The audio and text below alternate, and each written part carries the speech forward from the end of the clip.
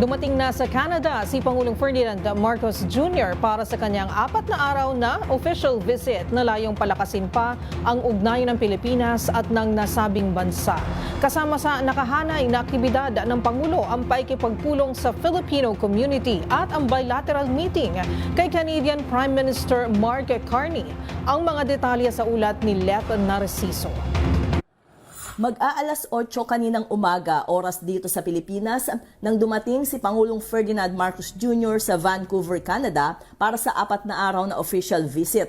Kasama ng Pangulo sa biyahe si First Lady Liza Araneta Marcos at ilang miyembro ng gabinete. Inaasahang agad makikipagkita si Pangulong Marcos sa Filipino community sa Canada. Ayon sa Pangulo, tinayang nasa 1 milyon ang mga Pilipinong naninirahan at nagtatrabaho sa nasabing bansa. Kinikilalaan niya ang kanilang husay, profesionalismo at dedikasyon sa kanilang trabaho.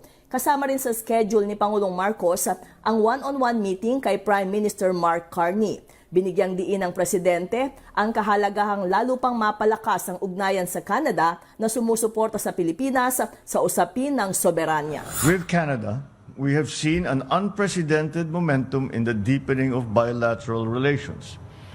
It may not be known to many, but Canada has been consistent and steadfast in its statements of support for the Philippines' assertion of its sovereignty and sovereign rights, especially in the midst of the ongoing issues we are facing now in the West Philippine Sea.